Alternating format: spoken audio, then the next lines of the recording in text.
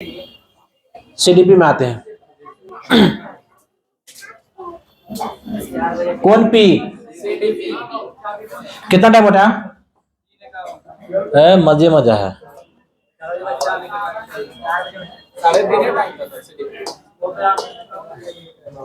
मजे मजा है।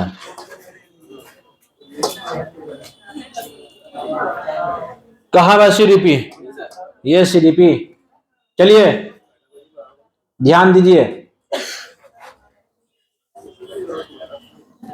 देखिए सवाल कुछ नहीं है, सिर्फ और सिर्फ हलवा है।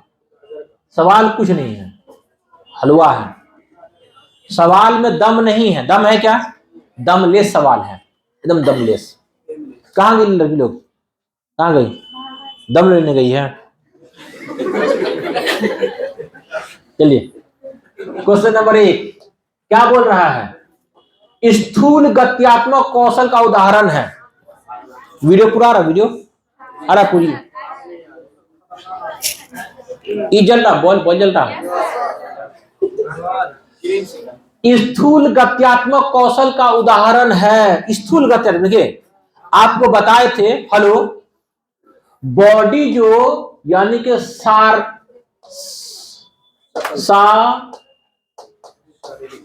शारीरिक विकास, फिजिकल डेवलपमेंट दो तरह से होगा।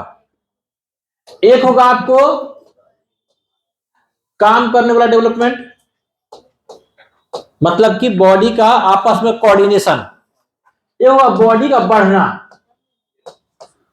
ठीक है, बढ़ना। समझ में आया? शारीरिक विकास दो तौर से होगा।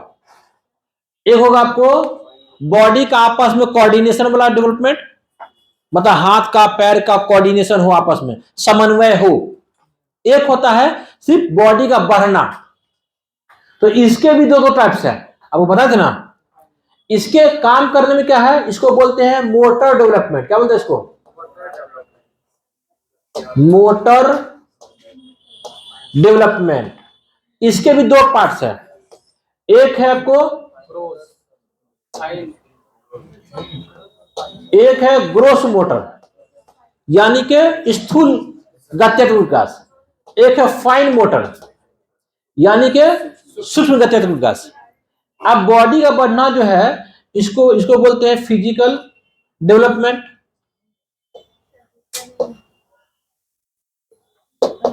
फिजिकल डेवलपमेंट इसके भी दो टाइप्स है। एक है आपको सेफेलोकैडल, है ना, मतलब कि सर से पैर की ओर। एक है आपको प्रोक्सिमोडिस्टल,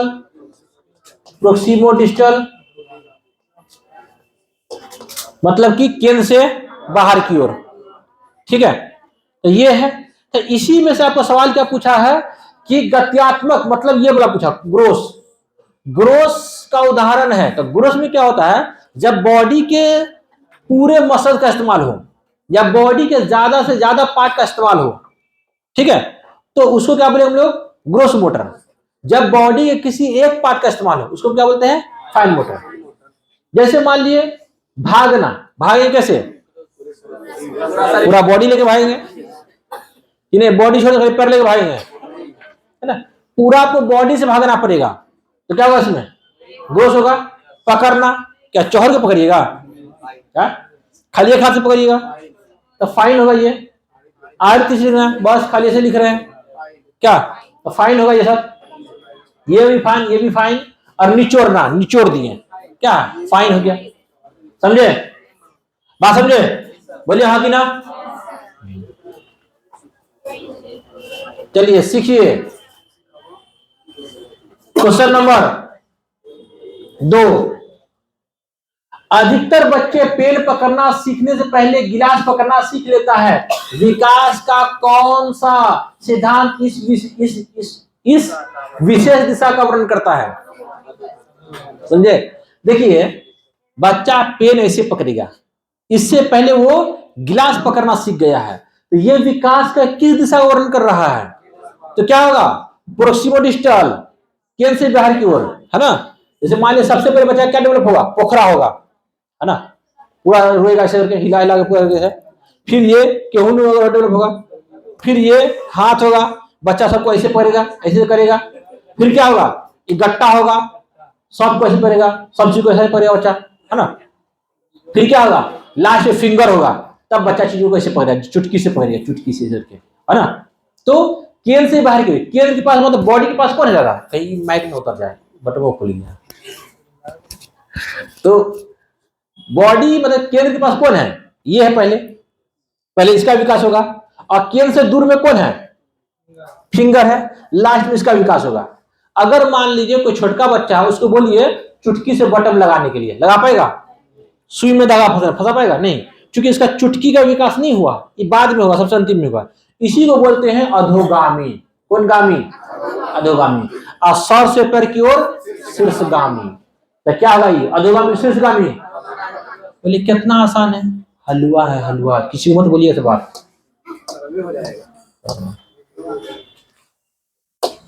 क्वेश्चन नंबर 3, बहुत छोटे बच्चे के लिए निम्न में से कौन सी संस्था समाजीकरण की संस्था है, कौन, परिवार, परिवार और पास पड़ोस, यही तो उसका प्राथमिक संस्था है।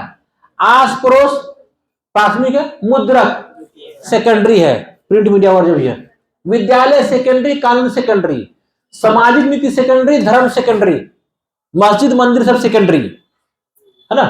तो आंसर क्या होगा उसका, ओनली 4। बोलिए हाँ कि ना।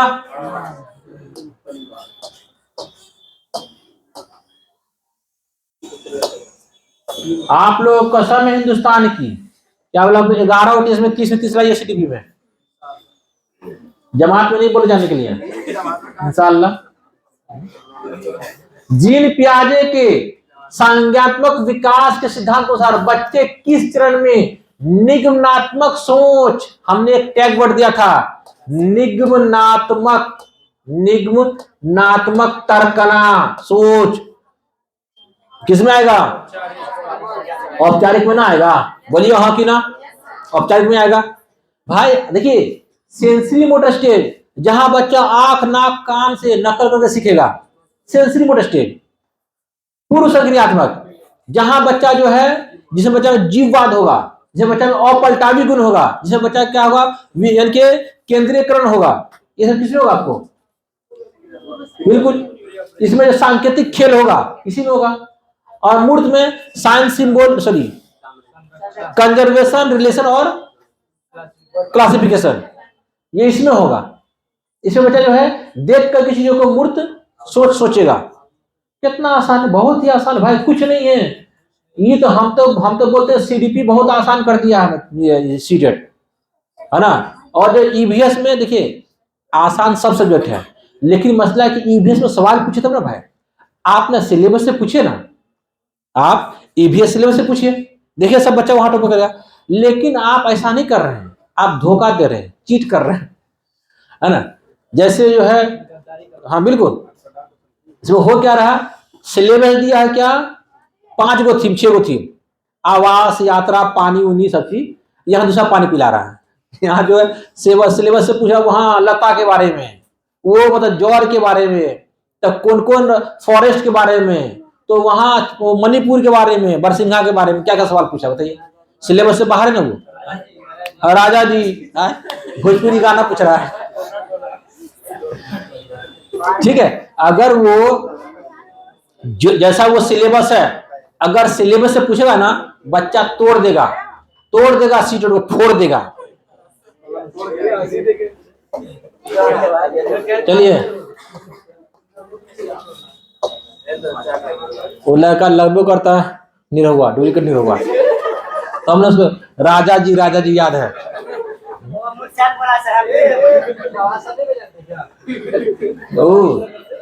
वो जो है भोजपुरी में और कौन है, वो और चिंटुआ, वही है। 5 वर्ष की रीना 2 पारस्परिक समरूप गिलास दिखाई, हेलो सुनिए, 5 वर्ष की रीना है, 2 गो पारदर्शी, कौन दर्शी, जो दिखता हो, उसके अंदर में कुछ नहीं दिखेगा, वो शीशा ग्लास। तो हाँ, 5 वर्ष की रीना 2 पारदर्शी समरूप गिलास दिखाई दे उसको, देखो दोनों शीशा गिलास, और जो दोनों ही आकार में क्या थे, बराबर था, बराबर, लंबाई चौड़ा बराबर, दोनों में बराबर मात्रा में दूध डाल दिया, जिसे देखने पर रीना ने बराबर होने का समझ किया, बराबर है। रीना क्या बोली, हाँ चलो दोनों में दूध है मतलब बराबर है, इसका मतलब इससे क्या है, इसको कोई कम या बेसी नहीं है। ठीक है, फिर गिलास के दूध को किसी अन्य गिलास में डाला गया। देखिए अब किसी और गिलास में, वो गिलास क्या था, वो लंबा था, संकीर्ण था। जाहिर सी बात है अगर ये गिलास इतना चौड़ा है, इतना चौड़ा है, अब इसमें यहां तक आ रहा दूध, अब इसको क्या पतला कर दिया, इतना पतला, इसको यहां तक आएगा जाएगा, तो वही बोल रहा है कि संकीर्ण था। अब रीना का मानना है कि लंबे गिलास में छोटे गिलास के अपेक्षा दूध ज्यादा है। जीन पियाजे के सिद्धांत के अनुसार यह क्या दर्शाता है, मतलब सिंपल से लफ्जों में, आसान भाषा में, दो बराबर मात्रा में गिलास है, दो बराबर गिलास है आकार में, एक में दोनों में मिल्क क्या है, बराबर है। अब है क्या कि एक पतला गिलास लंबा गिलास में मिल्क को डाल दिया गया।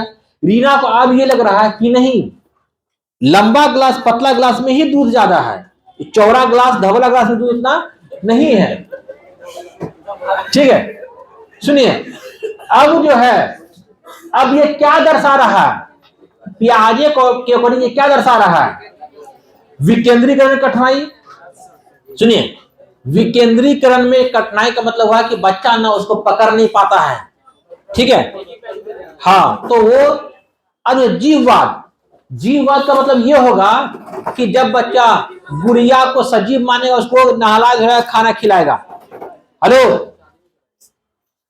पहले बैठिए फिर खींचिए फिर खटोखट कीजिए, कमाल बात है। तो जीववाद का मतलब है जब बच्चा गुड़िया को जिंदा मानेगा, उसे नहलाएगा, उसको खाना खिलाएगा, जीववाद। या जब बच्चा चलते चलते गिर गया कहीं पर और चोट लगा, वो भी उसको मार के बदला लिया, वो जीववाद हो गया। लक्षणिक प्रकार, ठीक है, इसको बोलते हैं, आपको कहा गया, सिमोटिक फंक्शन। इसमें यह होता है कि बच्चा क्या करते हैं, सांकेतिक खेल खेलते हैं। सांकेतिक खेल समझते हैं, जैसे हमने आपको एक टैग वर्ड दिया था प्री ऑपरेशनल में कि साइन, सिंबल और इमेज। तो सिंबल बताइए कि देखो क्या नहीं, सांकेतिक खेल, ठीक हो गया ना, सांकेतिक खेल, कौन खेल, सांकेतिक खेल बोलते हैं इसको, है ना।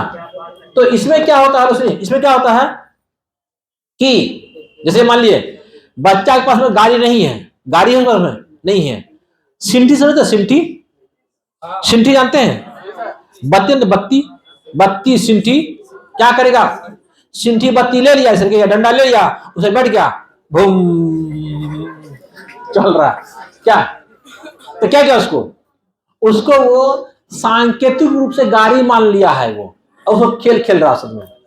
या फिर बच्चा क्या कैसे बूम ऐसे मार रहे, दौड़ रहा है, ये क्या है, वो सांकेतिक रूप से मान लिया कि ये बाइक है, बाइक में बैठा, पहले किक मार दिया सर के, किक मार दिया, अब चल रहा है सर के, इसे क्या बोलते हैं, सांकेतिक खेल।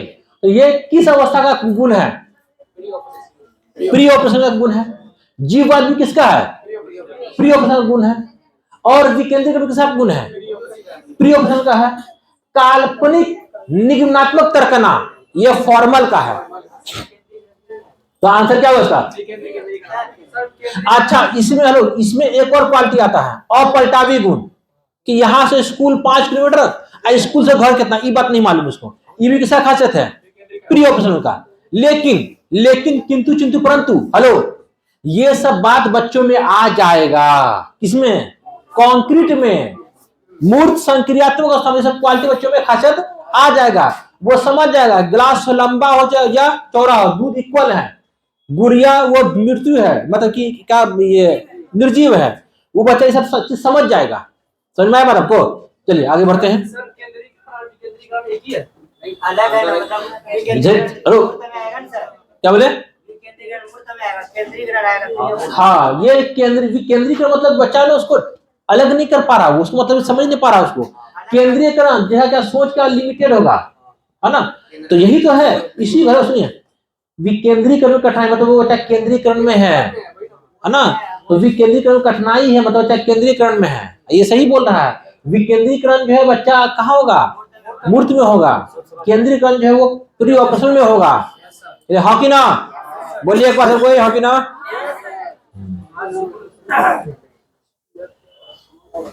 क्वेश्चन नंबर 16 6 है। अच्छा एक बहुत दूर हट के है। अनु तर्क करती है, अनु लॉजिक पेश करती है। केवल समाज ही तय कर सकता है कि क्या सही है, व्यक्तिगत रूप नहीं। मतलब खाली समाज ही तय करेगा कि क्या सही और क्या गलत है, व्यक्ति नहीं, पर्सन नहीं। लॉरेंस कोहलबर्ग के नैतिक विकास के अनुसार यह उदाहरण किस चरण का है। अब देखिए लॉरेंस कोहलबर्ग का 3 गो स्तर है नैतिकता का। एक है pre conventional, conventional, post conventional. Hindi में बोलते हैं पूर्व परंपरागत स्तर, परंपरागत स्तर और उत्तर परंपरागत स्तर। और हर एक स्तर का 2-2 स्टेज है, 6 है। ठीक है। तो जब बच्चा ये माने कि समाज जो तय कर दिया वही सही है, समाज जो बोला वही सही है, कोई अगर इदारा या कोई संस्था जो तय कर दिया वही सही है, तो इसका मतलब हुआ ये बच्चा जो है लॉ एंड ऑर्डर में है, लॉ एंड ऑर्डर स्टेज में है। और लॉ एंड ऑर्डर जो है वो लेवल सेकेंड यानी कि कन्वेंशनल यानी कि परंपरागत स्तर का द्वितीय चरण है। प्रथम चरण होगा अच्छा लड़का अच्छे लड़की, गुड गर्ल गुड बॉय। तो इसमें क्या है, परंपरागत का जो पहला स्टेज है गुड गर्ल गुड बॉय, इसमें बच्चा जो है समाज में अपने आप को अच्छा कहलवाने के लिए अच्छा अच्छा काम करेगा, हाँ दिखावा करेगा। जैसे शादी ब्याह हुआ, अब वो गिलास लोटा लेकर के बांट रहा, पानी सब में डाल रहा है ना, ठीक है, तो ये काम कर रहा, तो ये हो गया। लेकिन जब कोई समाज या कोई इदारा जैसा भी कानून हो अगर वो बना दिया है, बच्चा उसी को सही मान रहा है, इसका मतलब है कि बच्चा लॉ एंड ऑर्डर में है। बोलिए हाँ कि ना।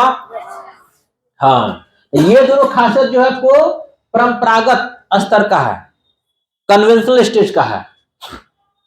आंसर तो तीनों होगा, लॉ एंड ऑर्डर वाला बात है, जो समाज बना दे वही।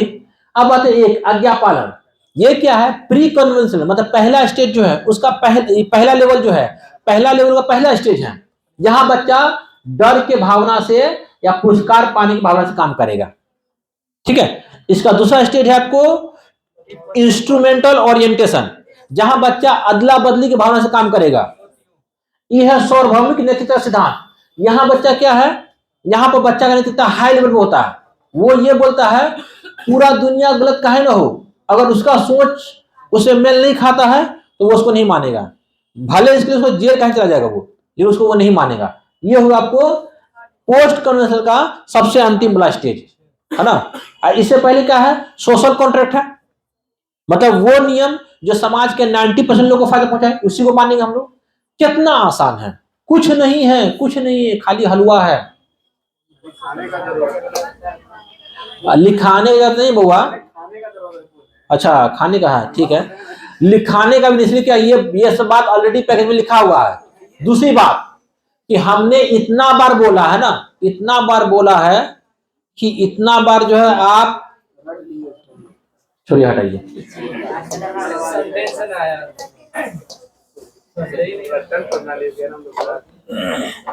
लेव वाई गुस्ताखी, लेव वाई गुस्ताखी के विचार के अनुसार निम्न में से विद्यार्थी के अधिगम को पार प्रदान करने का सही तरीका है। यानी कि वाई गोट्सकी बोलते हैं विद्यार्थी को पार मतलब हेल्प, सहयोग, स्कैफोल्डिंग, कोऑपरेट कब करना है।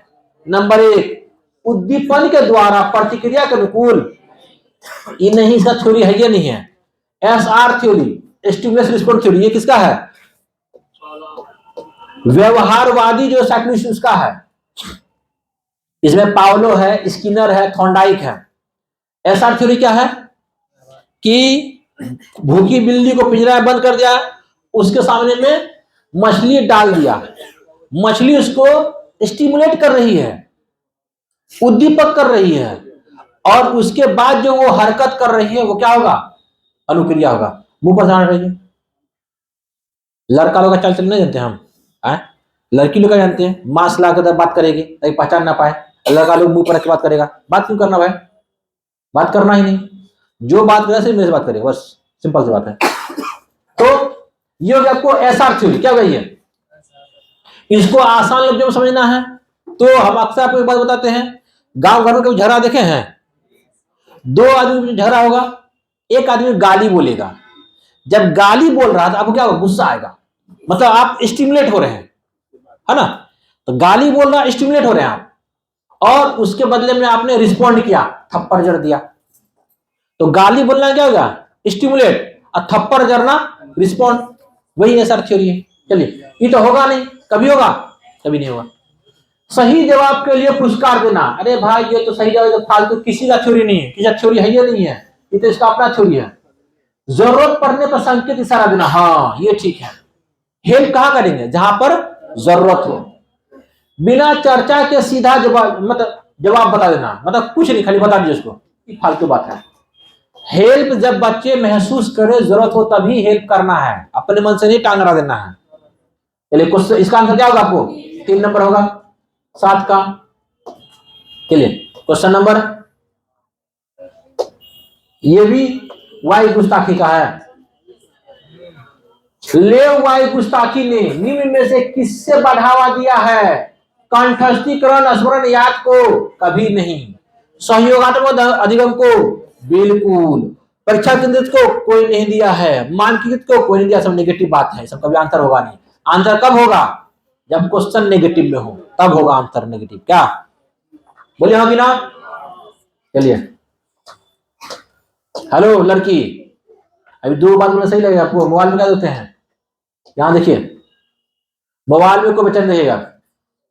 जहां पर बड़का मोबाइल है। एक प्रगतिशील कक्षा में, कौन कक्षा में?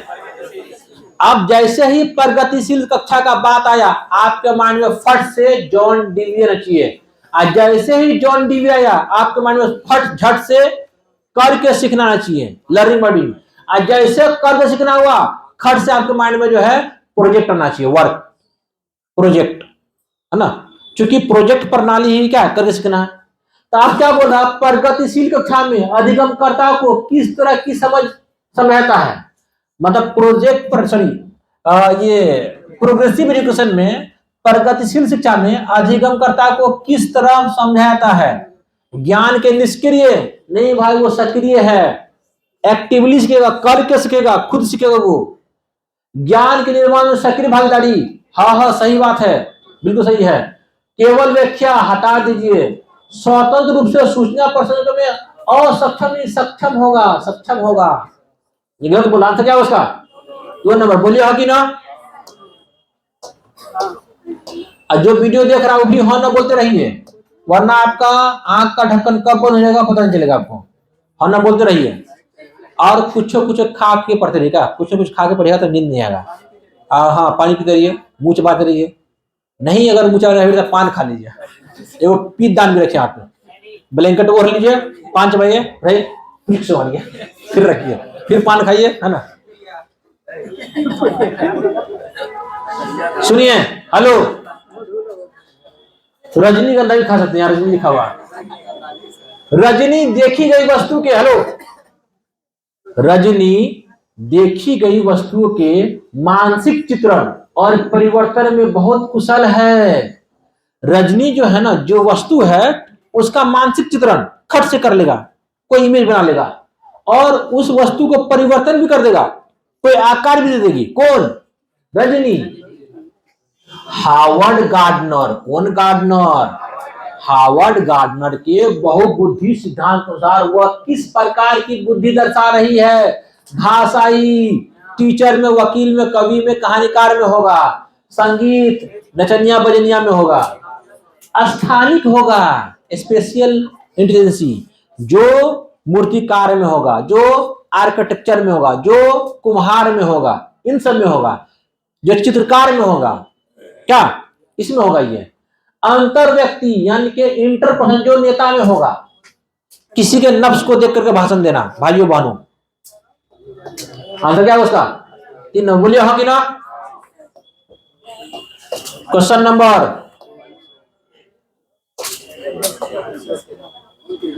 नंबर अपने विचारों का मौखिकीकरण। अपने विचार का मौखिकीकरण। कौन खीकीकरण? मतलब बच्चा अपने विचार को बोल रहा, बच्चा अपने विचार को बोल रहा है। तो सवाल सुनिए, अपने विचारों का मौखिकीकरण जेम्स को दिए गए सवाल का जवाब ढूंढने में अक्सर मदद करता है। सही बात है, यह सवाल एक बार और आया है। तो जब बच्चा अपने आइडिया को बोलता है, उसे क्या फायदा होता है? उसका आइडिया को एक तरतीब मिलते जाता है, सिस्टमेटिकली वो अरेंज होते जाता है। कौन? उसका आइडिया। जब बच्चा किसी समस्या समाधान वो बोल बोल के करेगा तो क्या होगा?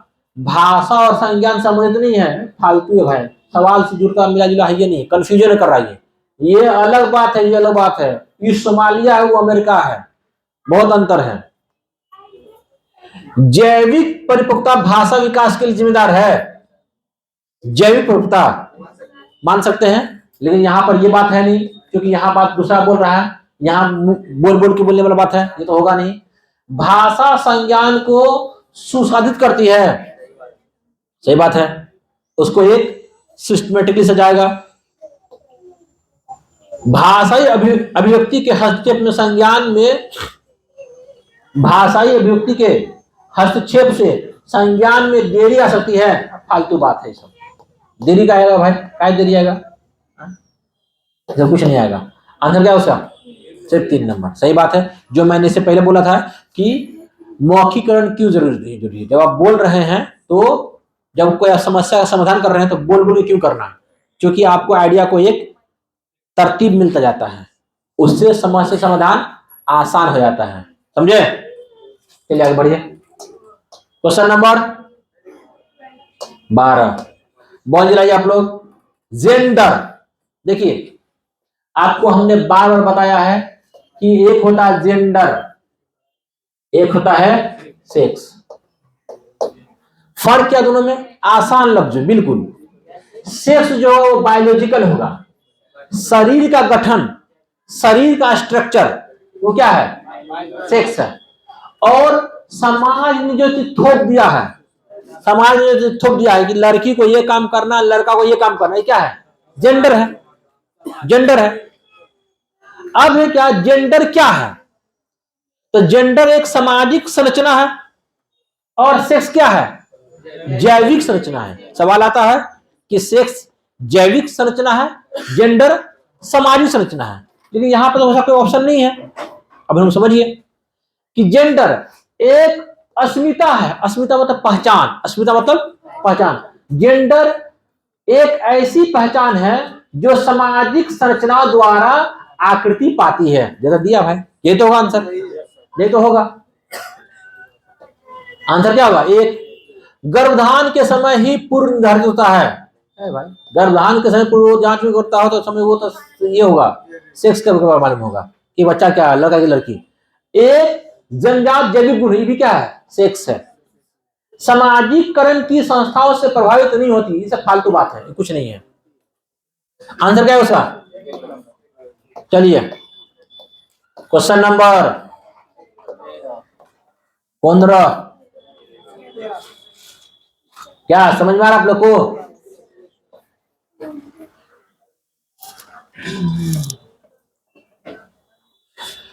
विभिन्न सामाजिक, हेलो कौन लोग?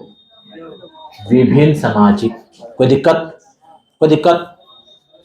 आर्थिक सांस्कृतिक पृष्ठभूमि से युक्त कक्षा में, कक्षा कैसा है? कक्षा कैसा है? डाइवर्स है। कैसा कक्षा है? हाँ, डाइवर्स है। क्यों? क्यों डाइवर्स है भाई? क्योंकि समाज भिन्न भिन्न समाज का बच्चा है, भिन्न भिन्न आर्थिक स्तर का बच्चा है, भिन्न भिन्न संस्कृति का बच्चा है, और ये इन सब चीजों से युक्त कक्षा है। तो ऐसे कक्षा में विविध पाठ्यक्रम होने से, जब क्लास जब डाइवर्स है तो ऐसे क्लास में विभिन्न पाठ्यक्रम होने से छात्रों के सीखने को हमको समृद्ध मिलता है। सही बात है। जब क्लास डाइवर्स है, सिखाने का मेथड भी डाइवर्स होना चाहिए। इससे क्या होगा, क्लास क्या होगा, समृद्ध होगा, रिच होगा, हर बच्चे का रिक्वायरमेंट पूरा होगा। तो यह कथन सही है, बिल्कुल सही होगा, क्योंकि बच्चे अपने साथियों से कई कौशल सीखते हैं। सही बात है, एकदम कोंदम, एकदम सही है, सही है। क्योंकि यह कक्षा को अधिक श्रेणीबद्ध, नहीं श्रेणीबद्ध मतलब आपको एक टाइप का बच्चा को एक खांचा में डाल देना गलत होगा, गलत है। हाँ गलत तो है ही है भाई, गलत, हाँ ये भी गलत है। क्या हुआ संतर, ओनली वन। हालांकि आप लोग को पढ़ लेना है, आप लोग को पढ़ लेना है। क्वेश्चन नंबर, वीडियो दिख रहा है आप लोग को, क्वेश्चन आ रहा है ना। अधिगम के लिए मूल्यांकन किस प्रकार का होना चाहिए, असेसमेंट फॉर लर्निंग कैसा होना चाहिए, संदर्भित। सही बात है। अब मान लीजिए आप जांच करना चाहते हैं बच्चे का, आप बच्चे का नॉलेज जांच करना चाहते हैं, अब बच्चे का जो है मतलब कि जो भी आप पढ़ाएं उसको जांच करना चाहते हैं, तो आप उसी का टेस्ट लीजिएगा ना। आप बच्चा को पढ़ाए अब हिंदी, आप टेस्ट ले रहे इंग्लिश का, क्या जांच होगा, नहीं। तो संदर्भित होना चाहिए। सही बात बोल रहा है।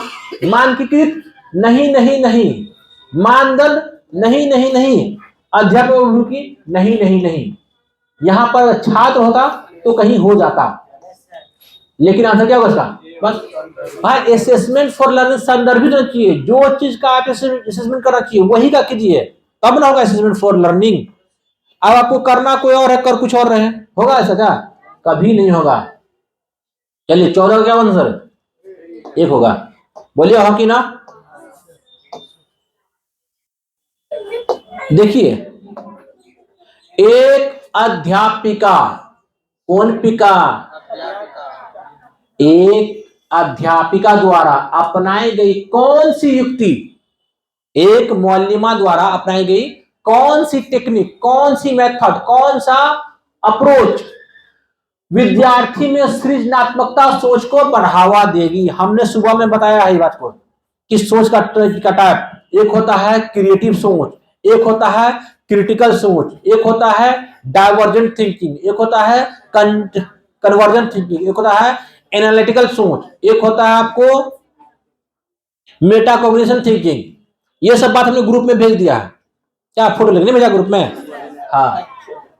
तो ये कौन सोच है, सृजनात्मक। देखिए हेलो, सृजनात्मक सोच, जहां बच्चा कुछ नया करेगा, कुछ अलग करेगा, उसको क्या बोलते हैं, क्रिएटिव सोच बोलते हैं।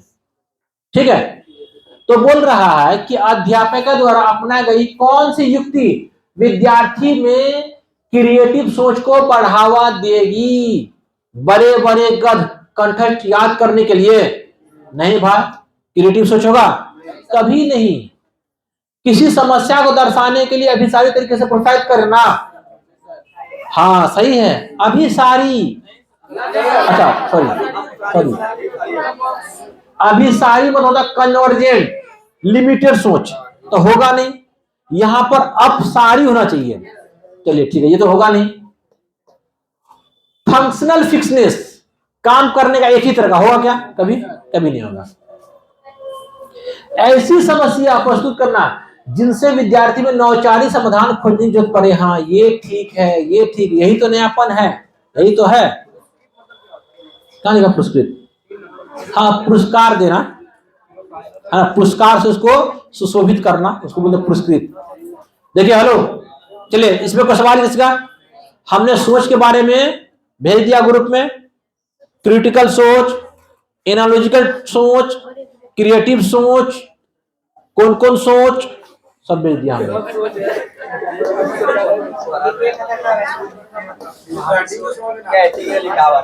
देखिए हेलो, कवि बोलते हैं, कवि बोलते हैं, कवि समझते हैं, तो कवि बोलते हैं अगर कवि की बात सबको समझ में आ जाए फिर कवि काहे का, कवि का है का?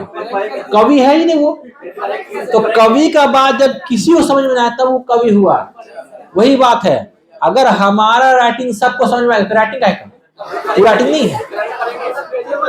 ठीक है, हमारा राइटिंग जब किसी को समझ में ना आए तब वो राइटिंग है। तब बच्चा अब हमारे पास में आओ, और हमारे पास में भी आपको जो हम लिखे हैं उसके 12 घंटा के अंदर अंदर में आना पड़ेगा, वरना फिर हम भी भूल जाएंगे क्या लिखे हैं, फिर मुझे भी नहीं मालूम।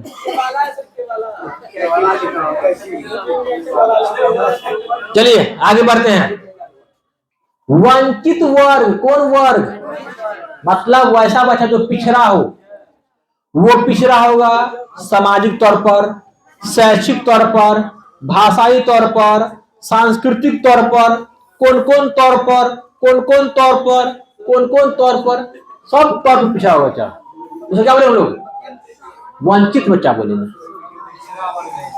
तो वंचित वर्ग से संबंधित विद्यार्थी का सफल समावेश में से क्या जरूरी है? क्या जरूरी है? अन्वय पाठ्यक्रम। काहे नहीं देखता हूं मैं? अरे अच्छा, इनफ्लेक्सिबल है, इनफ्लेक्सिबल नहीं, फ्लेक्सिबल होना चाहिए। लचीला, जो लच लच करे, जो हर बच्चे के रिक्वायरमेंट को पूरा करे। ये होगा? नहीं होगा। परीक्षा केंद्रित होगा? नहीं होगा। उचित समय, ये ठीक है, अगर चाहते हैं कि आप भाई पिछड़ा बच्चा भी क्लास में खुद को समावेशित कर ले तो आपको वैसा उसको माहौल देना पड़ेगा, उचित समावेशन अपनाना पड़ेगा, तब बच्चा अपने आप को एडजस्ट करेगा। बोलिए हाँ कि ना? और अगमय दुर्गम इमारती संरचना, मतलब ऐसा इमारती संरचना, ऐसा स्कूल जहां कोई पहुंच ही ना पाए। भाई वो तो ऐसे पिछड़ा है, वो बेचारा को इतना दूर स्कूल, हुलूस दिल्ली जा पाएगा? नहीं जा पाएगा। हटा दीजिए इसको। क्या बस आंसर? 3 नंबर। बोलिए हाँ कि ना? क्वेश्चन नंबर कौन 17? बोलिए कौन 17? अच्छा 0 होगा, बोल रहा हमसे 100 होता है। चलिए, निम्न में से किस सिद्धांत पर समावेशन की विचारधारा देते हैं? हेलो, यहां दिया हुआ ऑप्शन, इनमें से किस सिद्धांत पर समावेशन आधारित है? इंक्लूजन किस सिद्धांत पर? हेलो, अरे भाई गर्ल्स, हेलो, काहे गर्दन झुकी? यहाँ काहे गर्दन झुकी करते आप लोग? गर्दन झुकी सब भाई, एक तो ऐसे हाइट नहीं है और बोलेगा कि गर्दन से उठाए।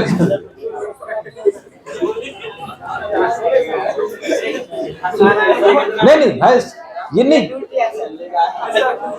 हेलो, अरे भाई कमाल बात है, लड़का तो बच्चे हो गया। सुनिए मैं क्या बोल रहा हूँ, सुनिए। असल बात ये है कि जब मैं आप, हेलो सुनिए, जब मैं आपको देखूं तो आप देखिए, है ना? तो भाई हम देख रहे हैं नीचे, हम किसको देख रहे हैं भाई? इसीलिए लड़का लोग को क्यों देख रहे हैं हम? ये लड़का अटेंशन खींच रहा है, हमारा नजर खींच रहा है, हाँ नो बोल रहा है, और उधर जो नजर झुका हुआ। सुनिए, हेलो ध्यान दीजिए। देखिए आज देखिए, ये बात सही है, जब आप मुझे देखेंगे नहीं समझ में कैसे आएगा? आएगा समझ में? क्योंकि जब आप देखेंगे नहीं तो फिर आप एक्टिविटी नहीं देख पाए, जब आप फेशियल एक्सप्रेशन नहीं, फिर मजा कहां से आएगा? फिर नींद आना शुरू हो जाएगा। इसीलिए ऑफलाइन टीचिंग का मतलब कि आपको देखना पड़ेगा टीचर को।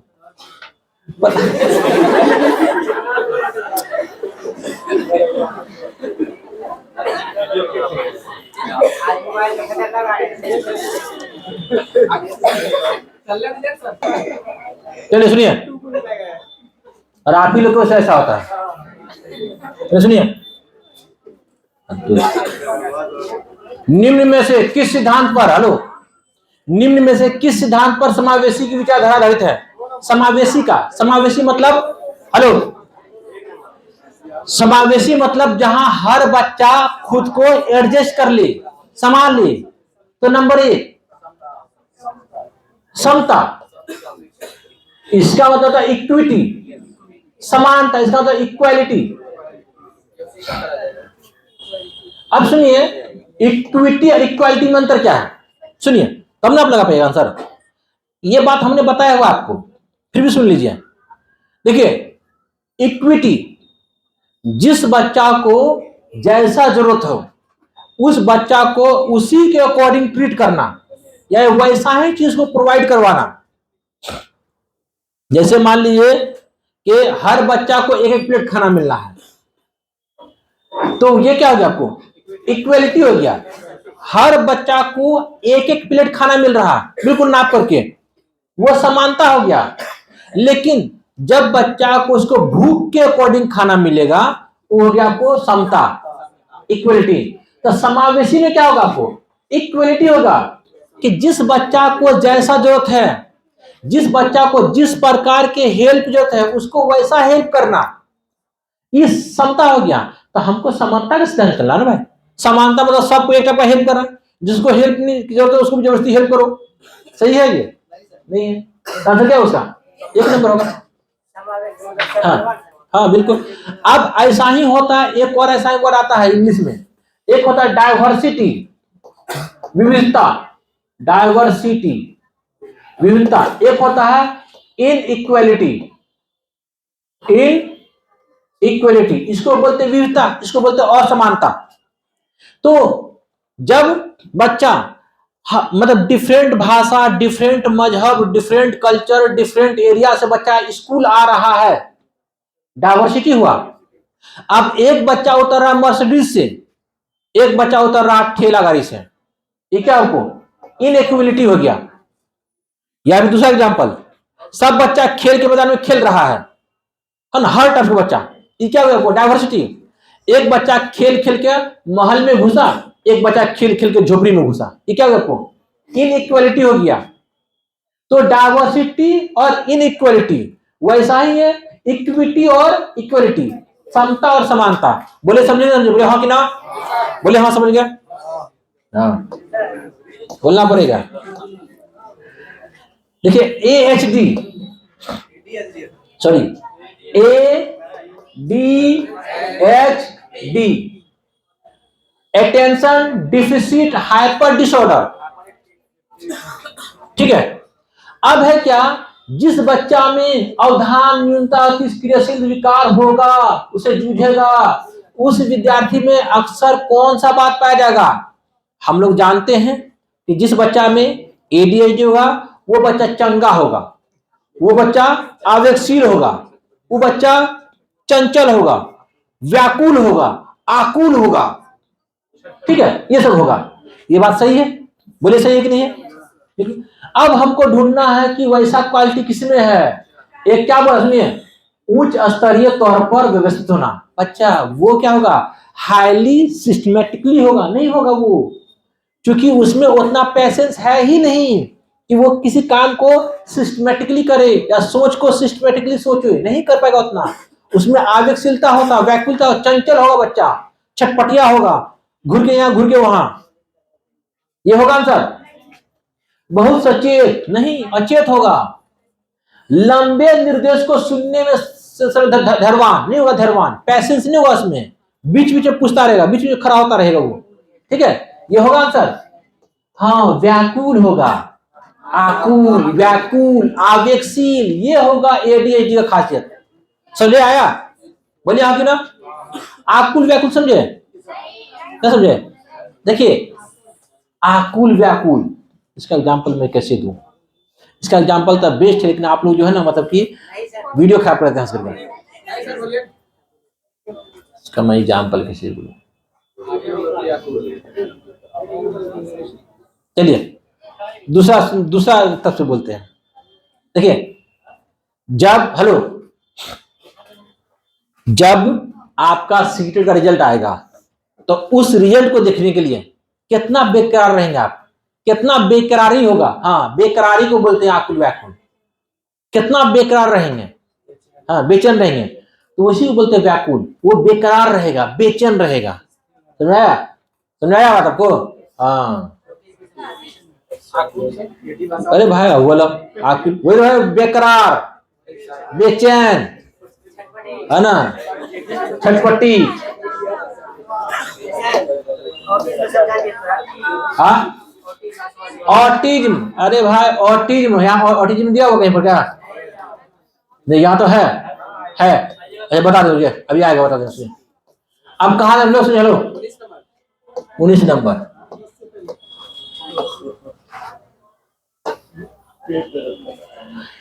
सृजनात्मक विद्यार्थी के बारे में सही क्या है?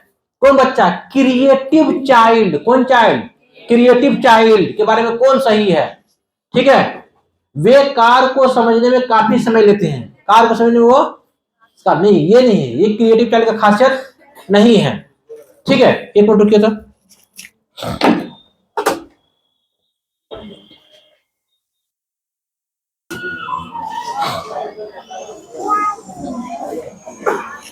भाई कंटिन्यू बात कर रही, कंटिन्यू गप मार रही है। जब भी मैं देख रहा हूं तो इस लड़की लोग, ये 4 लड़की आपसे बात कर रही, जब भी देख रहे 4 लड़की बात कर रही, और सब लड़कियों देख रहे, सबका देख रहे, चलो भाई मतलब किस लिए देख रही है, ये गप मार रही है कंटिन्यू।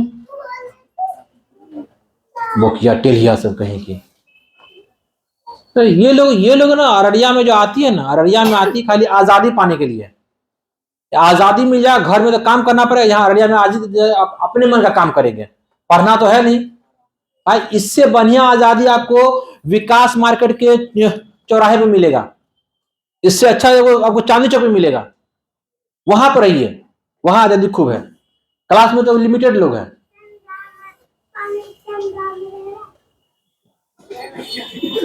चलिए ठीक है, सुनिए,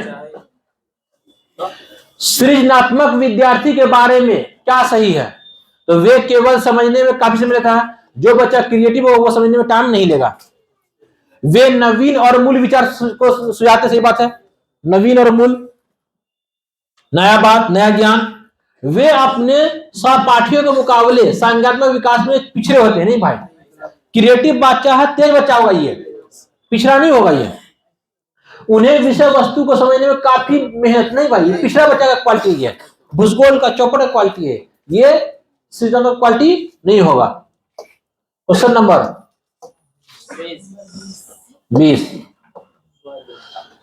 स्वालीनता, ASD ऑटिज्म स्पेक्ट्रम डिसऑर्डर। तो जैसे जिस बच्चा में ADHD होगा वो बच्चा आकुल, व्याकुल, आवेगशील, तुक मिजाजी, चंचल, पैसेंस नहीं होगा उसमें, कंसंट्रेशन तो पहले नहीं बनेगा उसका, किसी चीज को फोकस वो लंबे टाइम तक नहीं कर पाएगा। वैसा ही जो बच्चा में ASD होगा वो बच्चा जो होगा, वो बच्चा आपको, उसका सबसे पहली बात है क्या कि वो घर में रहेगा, जिसको क्या बोलते हैं, घर घुसना बोलते हैं।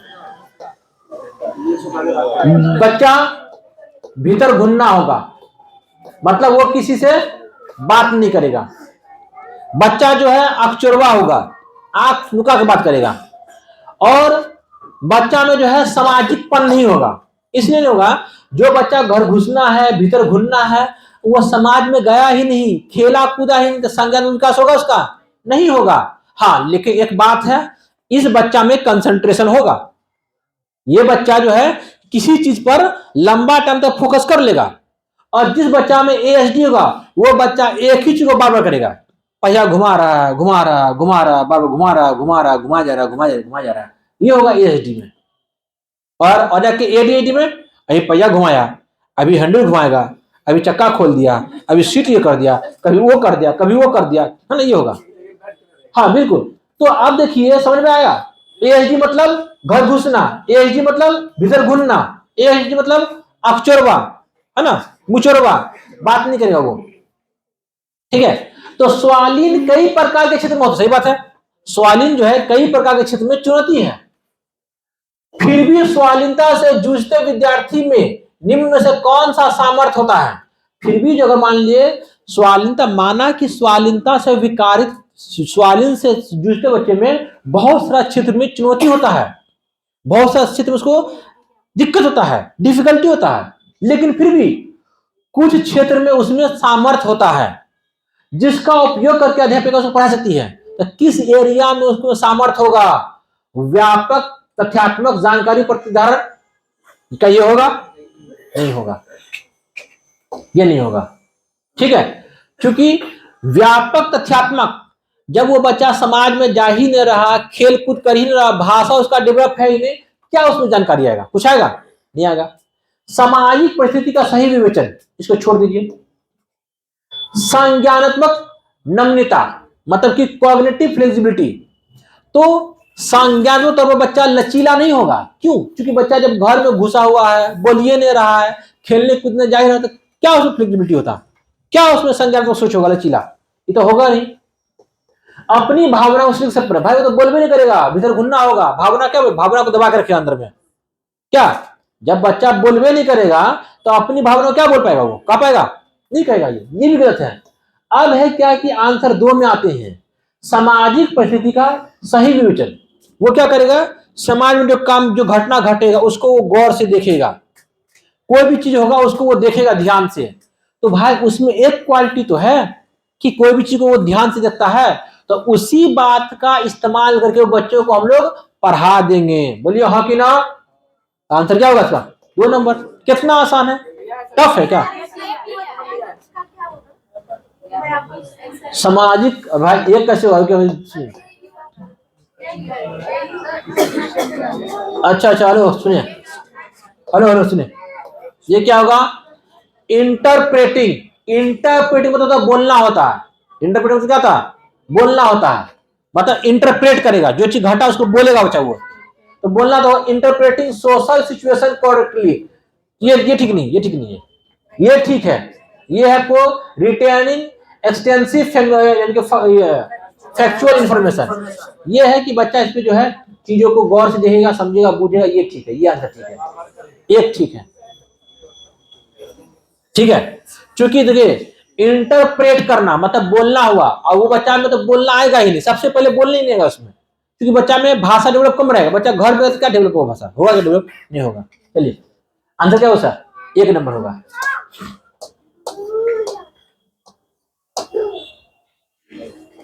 चलिए आगे बढ़े। विद्यार्थी में प्रभावशाली एवं अर्थपूर्ण अधिगम को बढ़ावा देने के लिए एक अध्यापिका को किस पर बल देते हैं? सुनिए, कोई बच्चा है, उसको प्रभावशाली, कौन साली और अर्थपूर्ण मीनिंगफुल अधिगम को बढ़ावा देना, मतलब उसका लर्निंग इफेक्टिव हो और क्या हो, और मतलब कि मीनिंगफुल भी हो। इसके लिए एक अध्यापिका को as a teacher, as a मौलिमा को किस बात पर बल देना चाहिए? दी गई जानकारी को कंठस्थ याद करवा दीजिए, रटा के घोटा के पिला दीजिए। गलत है। विद्यार्थी में प्रतिस्पर्धा नहीं चलेगा। कंपटीशन, कंपैरिजन, कंपटीशन और कंपैरिजन चलवे ना। व्यवहार के अनुकूलन के लिए, ठीक है, व्यवहार के अनुकूलन के लिए, तो ये सही है। इसका तो क्या? तो व्यवहार के अनुकूलन के दिया आपको कंडीशनिंग ऑफ बिहेवियर। नहीं हेलो, कंडीशनिंग ऑफ बिहेवियर क्या? ये नेगेटिव है। ये वही होगी आपको व्यवहारवादी थ्योरी, जो कि चलेगा नहीं, ये नहीं चलेगा। अब आते क्या? सुनिए, अब एक पाठ सामग्री को वास्तविक जीवन संदर्भ से जोड़ना। हाँ, सबसे लंबा कौन? 4। आंसर कौन? हाँ भाई, जब पाठ सामग्री को बच्चे के वास्तविक जीवन से जोड़ देंगे तो वही तो असरदार है, वही तो प्रभावशाली है, वही तो मीनिंगफुल है। बोलिए हाँ कि ना? बिल्कुल होगा आंसर। ये क्वेश्चन नंबर 22, निम्नलिखित में से कौन सा उपागम विद्यार्थी के ज्ञान अर्जन की योग्यता को कब तक? सुन लो, नेगेटिव में सवाल सुनिए। सवाल किसमें है? नेगेटिव में। ना का आंसर ना, हाँ का आंसर हाँ, मतलब पॉजिटिव क्वेश्चन का आंसर पॉजिटिव, आप नेगेटिव क्वेश्चन का आंसर नेगेटिव। तो हमको ना पूछा तो कौन ऐसा उपागम है, कौन ऐसा मेथड है, कौन ऐसा तरीका है जो विद्यार्थी के ज्ञान अर्जन मतलब इल्म को हासिल करने में कम है, मतलब अच्छा नहीं है? खोजी अधिगम, अच्छा भाई, बच्चा खोज खोज कर सीख जाएगा। सहयोगात्मक, अच्छा भाई, सहयोग से सीखेगा। सहज अनुमान, सही बात है, बच्चा अपना सहज अनुमान लगा लेगा, वो अपने मन से वो कर लेगा क्रिएट कि भाई चलो भाई क्या है, वो अपना अनुमान लगा सीख लेगा। ये अच्छी बात है, बच्चा अपना अनुमान लगा सीखता है तो अच्छी बात है, ये भी ठीक है। निष्क्रिय दखल कभी नहीं होगा, यही तो कमतर है, यही तो कमतर है। आंसर क्या है उसका? 4। क्वेश्चन नंबर देखिए, आप दिया है कथन और कारण। तो हमको सबसे पहले देखना है कि सही है कि नहीं है। अगर दोनों सही है तब हमको आना है कि व्याख्या कर रहा है कि नहीं कर रहा है। तो अगर मान लिया एक सही है और दो गलत है, व्याख्या करेगा? कभी नहीं करेगा। किसी नए संप्रदाय को, किसी नया कंसेप्ट को पढ़ाने के लिए, पढ़ाने के समय, किसी नए कंसेप्ट को पढ़ाने के समय एक अध्यापिका को विद्यार्थी और पूर्व ज्ञान को सक्रिय करना चाहिए। सही बात है। अगर आप कोई बात बता रहे बच्चों को तो उसके प्रीवियस नॉलेज से या जो बात पहले पढ़ा है उससे जोड़ दीजिए, ये अच्छी बात है, बहुत अच्छी बात है। तो ये सही है, मान दे सही। अब तर्क में आते हैं। अधिगम अधिक प्रभावशाली होता है जब विषय वस्तु को जानकारी के असंबंधित खंडों के रूप में प्रस्तुत किया जाए। गलत गलत गलत। अरे भाई संबंधित होना चाहिए। अगर संबंधित होता तो दोनों सही होता और व्याख्या करता, लेकिन दोनों सही है तो। लेकिन मसला ये है कि ये अब सही नहीं, ये असंबंधित बोल रहा है जबकि संबंधित होना चाहिए। तो इसका मतलब क्या, एक सही है दो गलत है? कौन होगा इसका आंसर? 3 नंबर। बोलिए हाँ कि ना। चलिए क्वेश्चन नंबर 24। अधिगम की प्रकृति डैश डैश और डैश होना चाहिए। तो अधिगम की प्रकृति सक्रिय और सामाजिक। सही बात है। एक तो सक्रिय हो और एक सामाजिक भी हो तब ना बता सकेगा। अब मान लिया बच्चा अब एक्टिवली वहां पर है ही नहीं, आप सामाजिक संदर्भ में सिखाना है ही नहीं, बच्चा सीख पाएगा कभी? कभी नहीं। निष्क्रिय हटा दीजिए, सक्रिय ठीक है, व्यक्तिगत हटा दीजिए, व्यक्तिगत सामूहिक, व्यक्तिगत क्या चाहिए सामूहिक, निष्क्रिय हटा दीजिए, क्या हो समझ एक होगा। बोलिए हाँ कि ना। कितना आसान है? टफ है? नहीं है भाई, बिल्कुल टफ नहीं है, एकदम आसान है। कौन दम? निम्नलिखित में से कौन सी युक्ति, कौन सा मेथड, कौन सा तरीका समस्या समाधान के लिए प्रभावशाली है? कौन साली है? प्रभावशाली है। नंबर 1 स्मृति सहायक विधियां, वैसा विधियां जिसमें याद हो। तो याद आप कितनों भी याद कर लीजिएगा, क्या उससे आपका समस्या का समाधान निकलेगा? नहीं, याद में चलेगा नहीं भाई। बल्कि आपको सोच में फ्लेक्सिबल, सोच में बेहतर बनना पड़ेगा, आपके कॉग्निशन को डेवलप करना पड़ेगा। याद करने से कुछ नहीं होगा, फालतू बात है ये।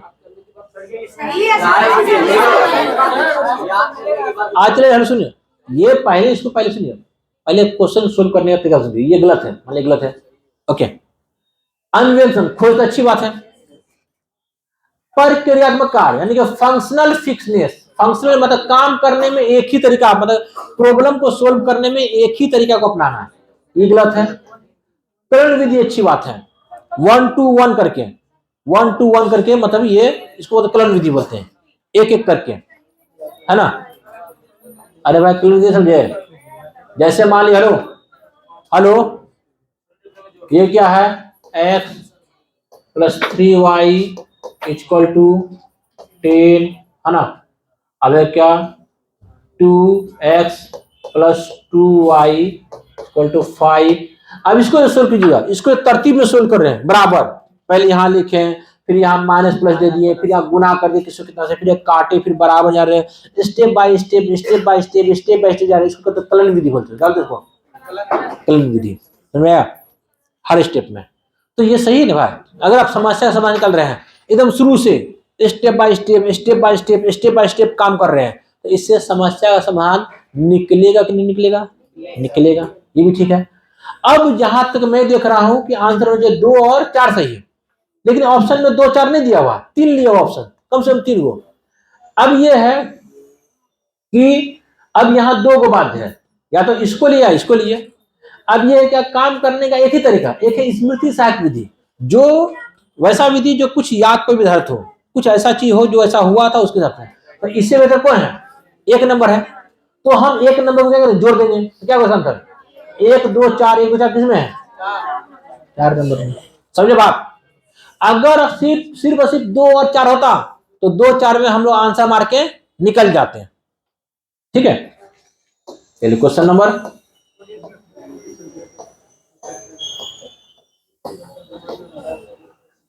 फिर एक कथन वाला,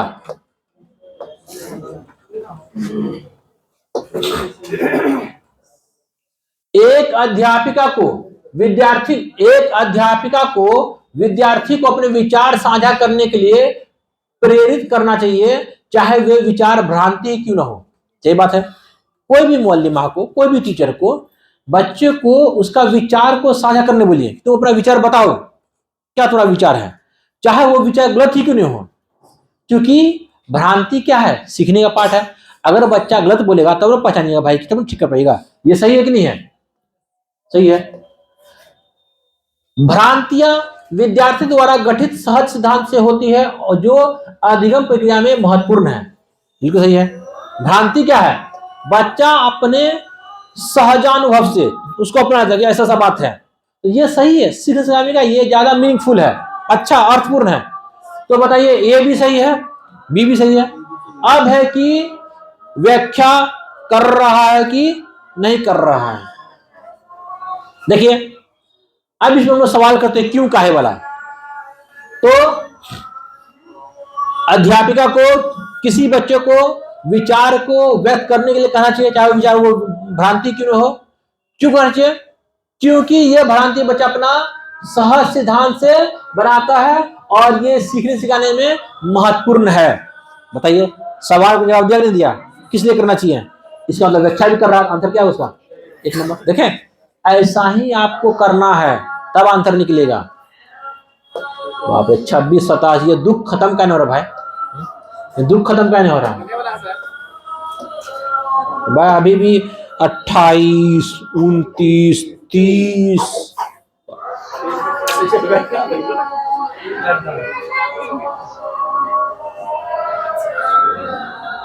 आइए अंदर आइए। आप लोग कहाँ गए, लोग बाहर जो निकाले थे, घर चली गए क्या? आइए अंदर आइए। कहाँ के बैठे, नहीं आई तो नहीं आई ना। संवेग और संज्ञान के संदर्भ में निम्न में से कौन सा कथन सही है?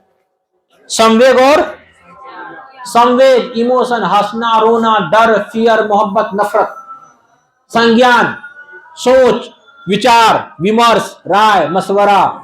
यहां तो कौन कथन सही है?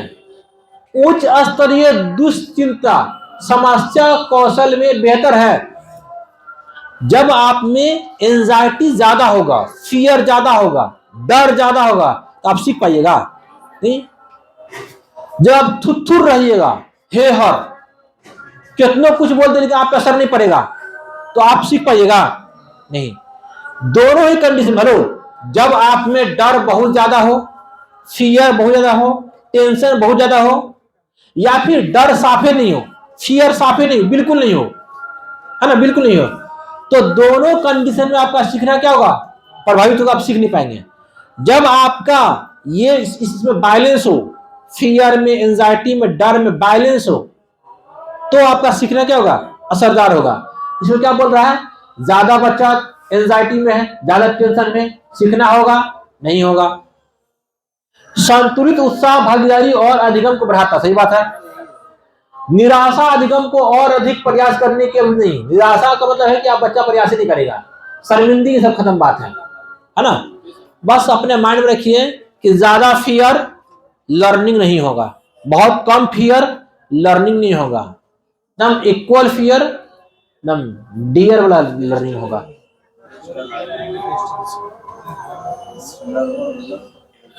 क्वेश्चन नंबर, किसी विद्यार्थी को किस प्रकार के लक्ष्य निर्धारित करने के लिए प्रेरित किया जाना चाहिए? कैसा लक्ष्य? महारत मुख्य। सही बात है। चलिए यही सही है। चलिए अब नहीं बोलेंगे। 28 नंबर कौन बोले, बोलिए।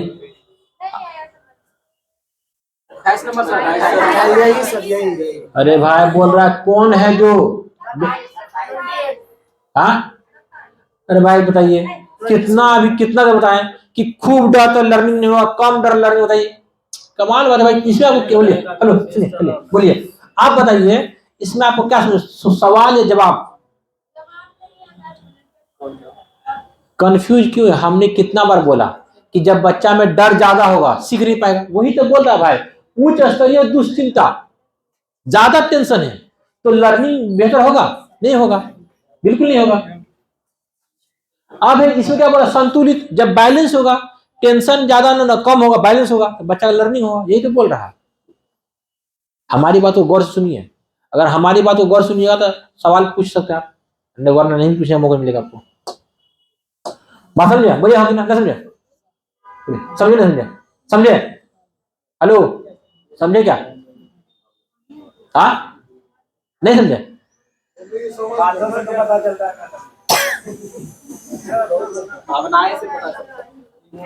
अरे भाई सुनिए, हेलो सुनिए, आसान लफ्ज में संवेग जानते किसको बोलते हैं? किसको बोलते हैं? एक मिनट, अरे भाई आप लड़की हैं, आप बोलिए। हाँ, हंसना, रोना, नफरत, प्यार, मोहब्बत, डर, ये सब संवेग है। असंज्ञान कॉग्निशन, मस्तिष्क, सोच, विचार, थिंकिंग, है ना, प्रोसेस, सब क्या है? संज्ञान है। अब बोल रहा है इनके बारे में सही कथन है। कौन सा कथन सही इसके बारे में? तो क्या बोल रहा है कि उच्च स्तरीय दुश्चिंता, ज्यादा टेंशन समस्या समाधान को बेहतर करेगा? नहीं, जब बच्चा ज्यादा टेंशन में होगा तो प्रॉब्लम का सोल्यूशन निकाल पाएगा? नहीं बोलते, शांत मन ही समस्या का रास्ता निकालता है। शांत मन, ये शांत है, टेंशन में ज्यादा है, ये आंसर ठीक होगा? नहीं होगा, क्योंकि ये क्या है, चिंता मतलब संवेग, और सीखना मतलब हो गया ये समस्या मतलब ये संज्ञान। जब ये ज्यादा है तो ये निकलेगा ही नहीं, निकलेगा, कभी नहीं निकलेगा। संतुलित, संतुलन में है, न ज्यादा डर है न कम डर है, संतुलन में है, प्रॉब्लम का सॉल्व वो कर लेगा। नेक्स्ट, निराशा अधिगम करता और अधिगम प्रयास को अभिप्रेरित कर रहा है। निराशा, आप में जो निराशा जो है, आप में डलनेस जो है, निराशा मतलब कि आपको कोई आशा नहीं है, वो क्या कर रहा है कि क्या बोला वो कह रहा है आपको, रुकिए थोड़ा खुलने दीजिए फिर बता रहा हूं मैं। हाँ, निराशा जो है अधिगम करता, मतलब सीखने वाला और अधिगम का प्रयास करने वाला को ज्यादा मोटिवेट करेगा। भाई जब आप निराश हैं तो आप मोटिवेट कहां से होइएगा? नहीं होइएगा। ये भी क्या है, ये भी क्या है, सही नहीं है, क्योंकि निराशा हो गया आपको संवेग, और आपको ये क्या हो गया, मोटिवेशन, सीखना क्या होगा, संज्ञान होगा ही नहीं। निराशा में आपका संज्ञान होगा ही नहीं। नेक्स्ट, शर्मिंदगी, जब आप में शर्मिंदगी है तो आप सीखने के लिए मोटिवेट रहिएगा? नहीं होगा। तो वही तो बात है, आप समझे कि ना? बोलिए ना, समझे? बंद कीजिए वीडियो। बोलिए ना, समझिए।